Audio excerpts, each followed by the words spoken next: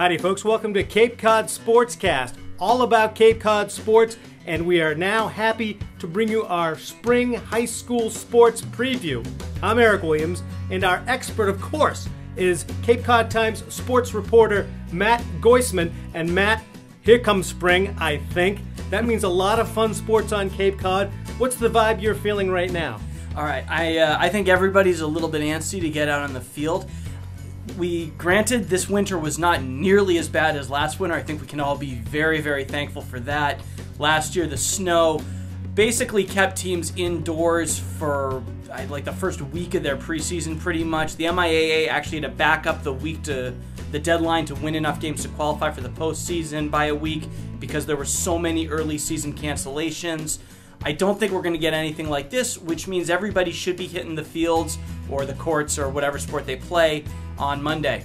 So Cape Cod high schoolers stuffed inside all winter long, although it wasn't that bad. Now all of a sudden the birds are chirping, the peepers peeping, and the spring sports roll out. And forgive me, Matt, what are the spring sports? So the big one, obviously, we got the return of baseball and softball. We got boys and girls lacrosse. We've got outdoor track. We got Barnstable's got a boys volleyball team. We got girls golf. We got sailing. Actually, sailing's not an MIAA sport, so some of those teams have already gotten underway. The Cape Cod Academy sailing team is actually in Ireland this week, and they're going to march they're in County Cork. They're going to march in a St. Patrick's Day parade, and they're going to compete in an international competition. Holy moly, let me just ask, how do you cover all this stuff? It's like a bajillion sports with a bajillion teams. It's certainly challenging. I try to pick the best games each day, who's winning, if it's a big conference game. Obviously, we have the Cape and Islands Conference down here, which has got I think about 10 schools that are on Cape, and Rising Tide, which is not, but that's okay. So if it's an all-Cape matchup, I like to check those out. Obviously, if it's a big rivalry like Falmouth-Barnstable, or a good Atlantic Coast League matchup like Falmouth and Sandwich, or Sandwich and DY, I always try to hit those. But it is certainly a challenge. We try to keep it to the best teams and the sports that make for the best recaps. With track, there's not much to write up about a specific track meet. This guy ran the 50 and this time it can be a little bit mechanical. So we feel like sports that lend themselves to narrative a little better, like baseball or softball or tennis. Well, not tennis. Baseball or softball or lacrosse really are the ones to hit. All right, Matt, let's dive into this season and start breaking things down. What's up first? Well, we have 3 defending state champions about to kick off their seasons. We've got St. John Paul, their baseball team. They are actually the 2-time defending state champions in Division 4. Then we have Barnstable boys tennis. They won state for the first time in school history last year. And then we have Martha's Vineyard girls tennis, who went undefeated last year, a new first, and set all kinds of school records, winning their sectional, winning their state semifinal, and then finally winning it all.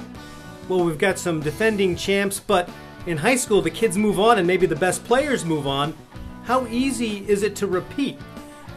It's certainly not easy, and I mean, St. John Paul is in rare territory as a 2-time defending state champion, and they did lose some seniors. The biggest ones, Kevin Marsh was a huge power hitter for them. He was a great pitcher. He started the state championship game and started several other postseason games during their run last year. Matt Santos was an infielder for the Lions, the son of head coach and athletic director Mark Santos. Great hitter, really good at contact hitting. He brought a ton of leadership to the team. He's now playing baseball at Amherst. They lost a couple others in Blake Waters. He was an outfielder. Coleman Fenton. He was a catcher. They were both they both played in the championship last year. Who they're going to really be relying on, I think, is a senior pitcher named Joe Oriola. He picked up the save last year in the state championship game, and this was a multi-inning save. This wasn't just coming in the 7th. Old school Goose Gossage. Yeah, exactly. A little less of a jerk, as it turns out. But he is expected to sign somewhere. I mean, really, by the end of the week, he could pick a college. They've got another guy named Kyle Coolidge. He's another pitcher. He's looking to sign. St. John Paul actually has 5 seniors this year, assuming Joe and Kyle sign, and they probably will, that will go to college next year for baseball, which is going to be a school record.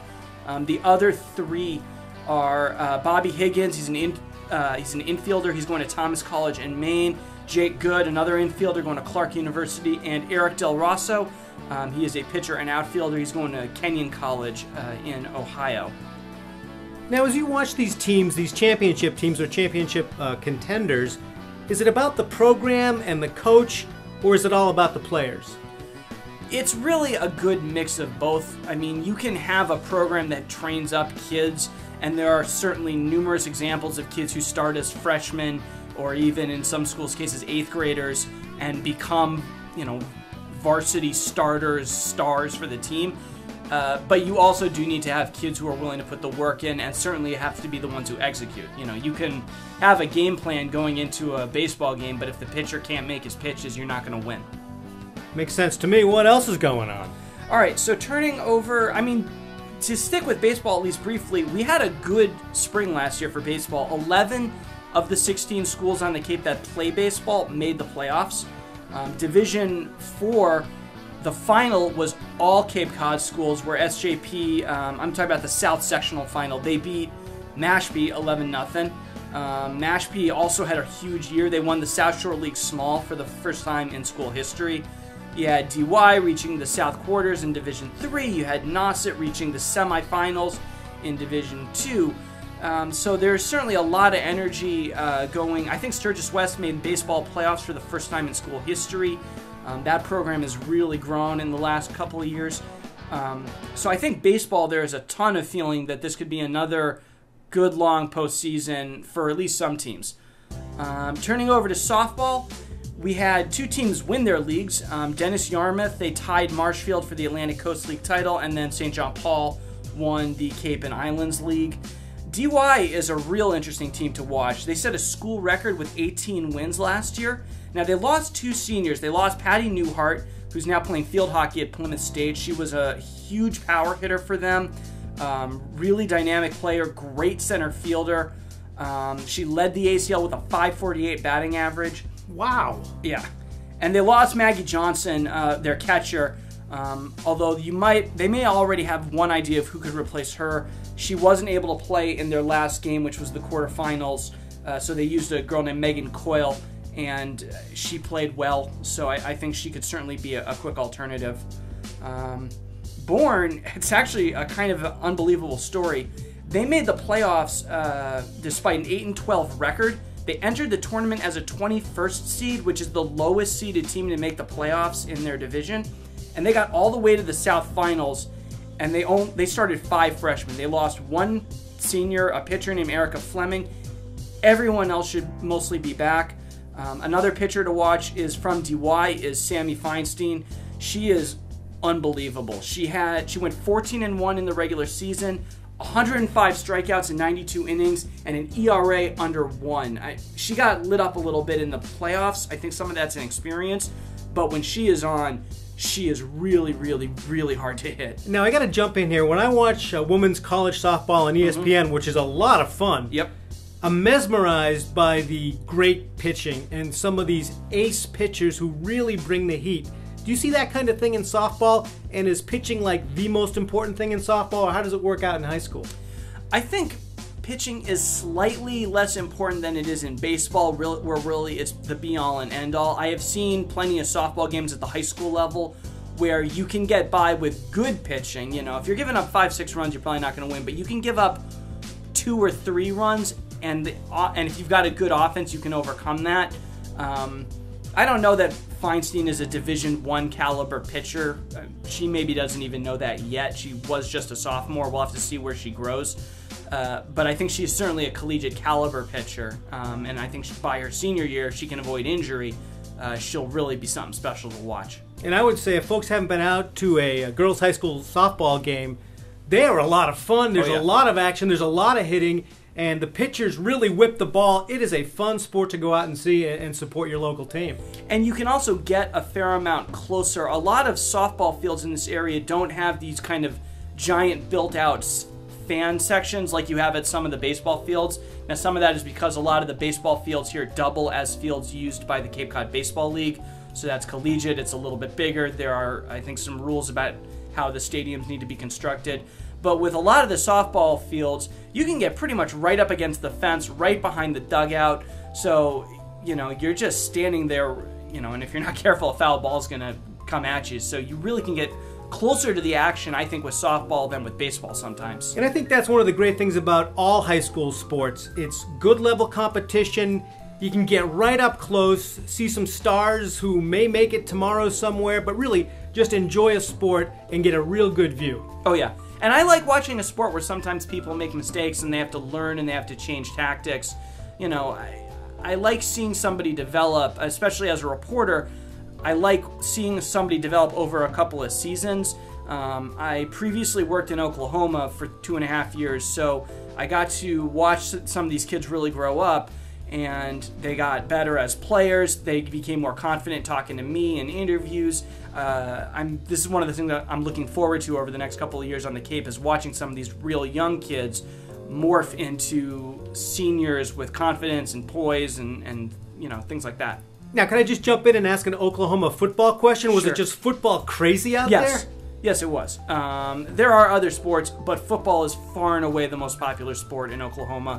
One of the reasons I wanted to take the job is because I wanted to really experience the Friday Night Lights phenomenon. I grew up in Brookline, Mass. We have a team. It's a very old team, but it's very rarely been a very good team.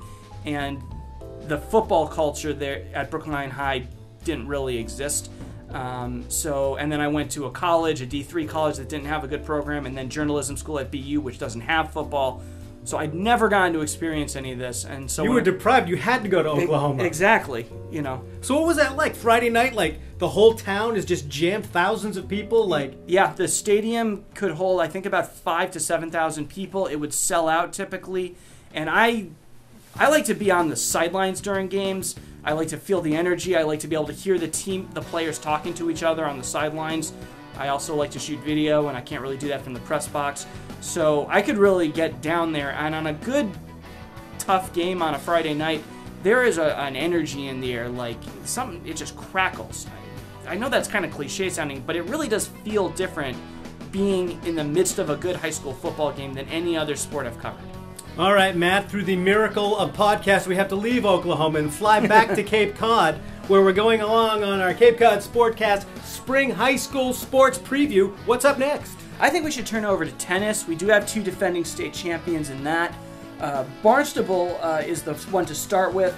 I mean, that was the best season in Barnstable tennis, boys tennis school history. They upset the top seed, my hometown Brookline, in the South Finals. Ouch. I was a little conflicted about that.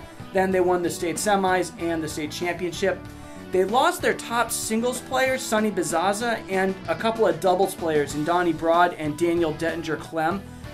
They have 4 seniors. They have 4 players coming back. The one to really watch, I think, is Tyler Scheibels.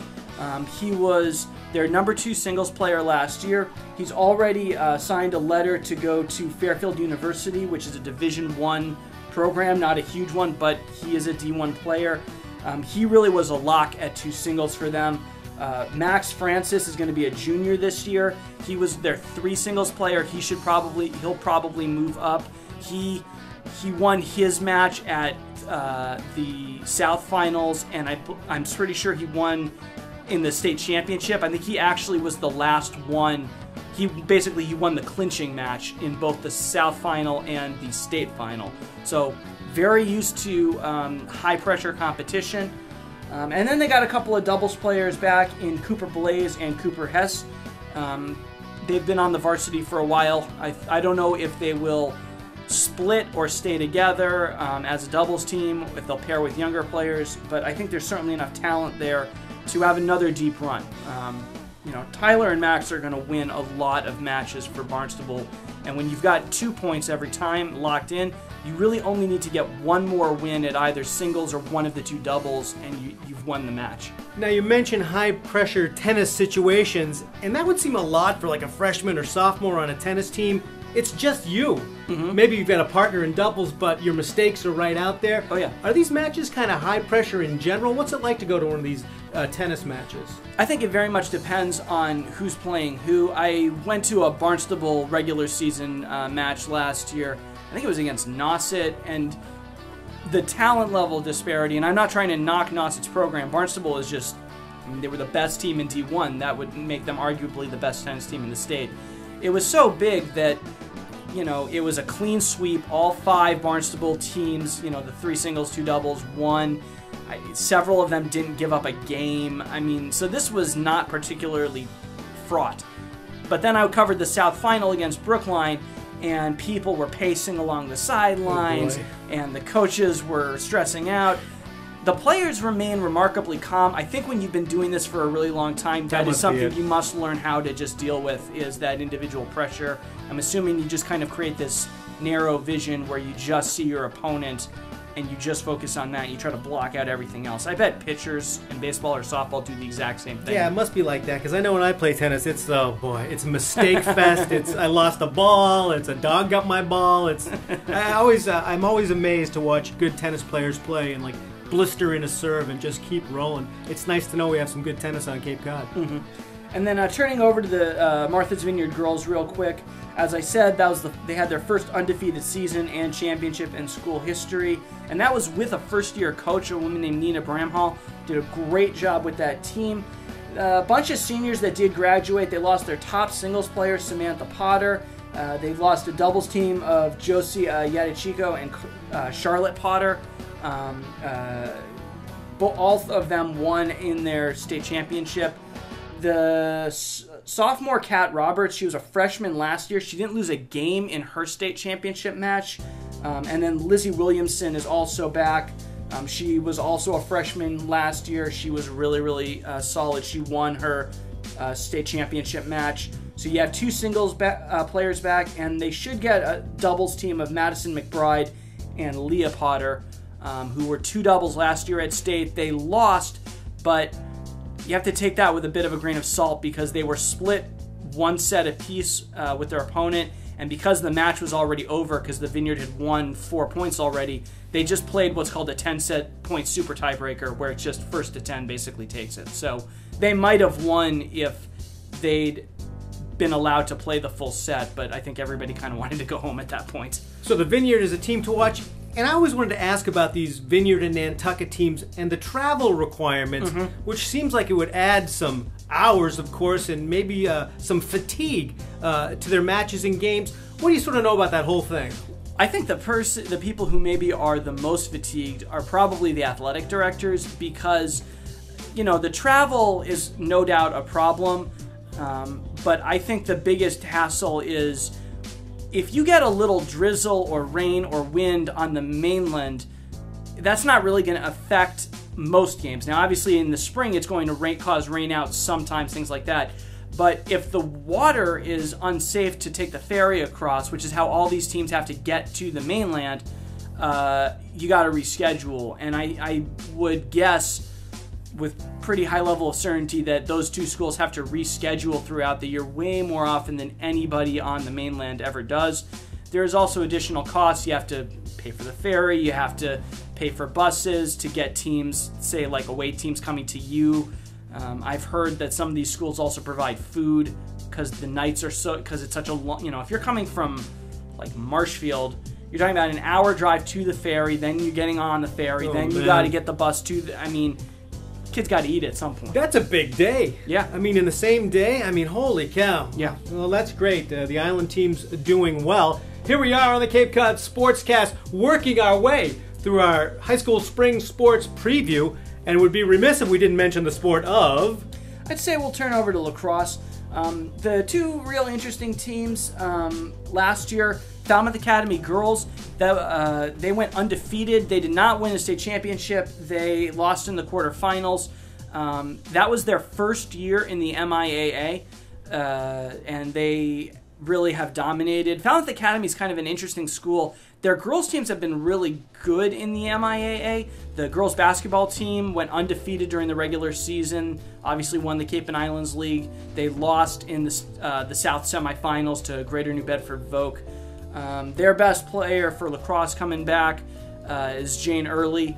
She was a freshman last year and had already accrued 100 goals by the end of her freshman season. She'd been playing for 2 years, but 100 goals already. She was the Cape and Islands MVP last year. And then with Sandwich, they won the Atlantic Coast League. And I think they're also probably somebody to watch. On the boys' side, DY and Nantucket, they reached the South semifinals. DY, they got a player named Andrew Jamiel. He has already committed to Stonehill College for football next year. I would look for him to make another big impact in lacrosse. He's been a varsity lacrosse player for the last few seasons and is a real dynamic player for them. There wasn't any state champions in lacrosse, so there's not a whole lot more to say about them. Cape Cod Academy is offering boys lacrosse for the first time in 3 years. They finally got their numbers back, so that's a big deal for them. I believe DY is going to offer girls lacrosse for the first time ever, so that sport obviously growing there. Yeah, lacrosse is on the upswing, and I wonder, is girls lacrosse as sort of physical as boys lacrosse, which can get a little crazy out there? It can, and no, it's not. This is similar to field hockey. There are a lot of contact and spacing rules in girls lacrosse that there don't seem to be in boys lacrosse, at least at the high school level. I've talked to some kids who also play club lacrosse in the summertime, and they tell me that they can get a fair amount more physical in girls lacrosse in club, and I get the hunch that some of them would prefer it. Personally, I don't understand why boys can beat each other up and girls can't even get close to each other to defend. I think you don't play sports if you don't want to make contact with other people. And don't we sort of see the same thing in hockey? There's some different rules between girls hockey and boys hockey. We do, and I mean, I don't want to like slam like the MIAA without talking to them, but it does seem to me that this kind of mentality that girls have to play a less physical style of sport must come from some older era, because I've never seen any evidence that girls, female athletes in high school, are any less willing to get into it with each other than boys are. You certainly in basketball, I don't see girls unwilling to get physical with each other if they're a forward or a center. They'll body up, they'll push, they'll fight for rebounds. They don't seem to be reluctant to do that. Well, the rules seem to be the same in boys and girls basketball. You go out and play basketball, right? Pretty much. And I've never noticed a real difference in what's called for a foul in girls versus boys is all that different either. That's an interesting topic, because when you think about it, you wonder, well, you know, if there's checking in hockey on the boys level, and in lacrosse, it's certainly a physical game at the boys level. You know, the girls they tend to be smaller, but they're all within their own world, so right. The physicality would be seemingly the same kind of sort of level of a hit or something like that. That is maybe that's the subject for another podcast. Yeah, I think that's a big cultural exploration that would need to take place. And also, I could be out of line. It might be that most girls do like how physicality is regulated in girls hockey or girls lacrosse and field hockey. Maybe they prefer it that way. I could be speaking completely without substance. One thing's for certain, Matt. Here at the Cape Cod Sportscast, we're not afraid to say we don't know. Because we might not know. We're and just I could two be guys. wrong, but it is an interesting thing that makes you wonder. Right. I mean, although I love girls hockey, women's hockey, it's fun to watch. Yeah. I mean, arguably, it's a cleaner passing game, and I like it all. I mean, I love sports, so it's all good.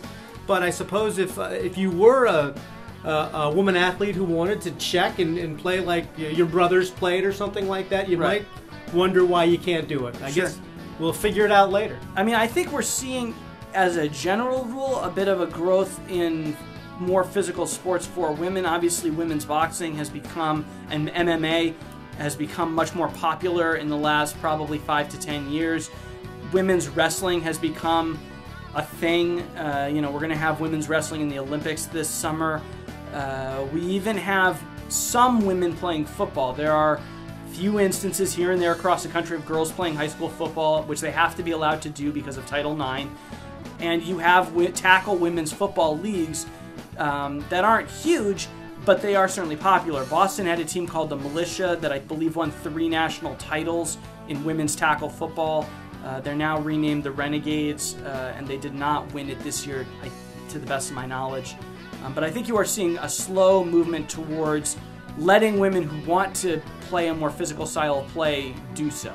Although from the other side of things, in almost all sports, you see people very worried about concussions, sports-related injuries. So there's been some tightening up of rules in almost every game. So it's a balance, I guess. Mm-hmm. And concussions are not the case here, but there are some injuries that women, because of their skeletal structure, and I've talked to trainers about this, who all are in consensus, are more likely to suffer, specifically knee injuries like ACLs and MCLs. Those ligaments can be stressed more with girls than boys just because of different skeletal structure shapes and hips. So you do certainly, I think, have to take that into account, that if you let them get too physical, you might see this epidemic of knee injuries. And if you tear a ligament in your knee, it's a really long, hard rehab. It can cost you a year. It could cost you everything. You may not ever get back to the strength you were before. Well, Matt, I expect like a 5-part hard-hitting series in the Cape Cod Times very soon, maybe tomorrow, on this topic. All right. So let's keep on rolling on the Cape Cod Sportscast podcast. What else do we have? Yeah, there's only a couple more sports to cover. Boys volleyball, Barnstable is the only team. They qualified for the playoffs last year. They won a first-round game, then lost in the quarters to Newton South, which was the top seed in that sectional. The kid to watch there is Scott Sawyer Jr. He's a senior this year. He was a junior captain last year. He was a middle hitter, pretty much their biggest scoring threat. The problem the Raiders have is that their setter last year, Harrison West Mather, who graduated with over 1,000 assists, is gone. So it might be Matt Teague's turn to take over as setter. We'll see what kind of chemistry he and Scott Sawyer have with each other. Boys volleyball at Barnstable plays a little bit under the shadow of the girls volleyball team, which what a program that is, man. I mean, every year they go to state. Every year they win it all the time. What a juggernaut. It's amazing to see. And if you go and watch those women play at Barnstable, I mean, it is an amazing high-level super sport thing. Yeah. It's fantastic. And they keep bringing in new talent. Their second best hitter in total kills last fall, was a freshman named Riley James, who I watched a little in the preseason and during some of the matches I covered.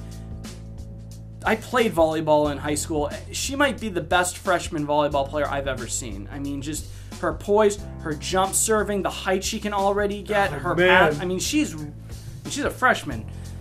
Which is kind of terrifying. And then jumping over to girls golf real quickly, the player to watch there is actually from Monomoy. She's a senior named Jen Kime.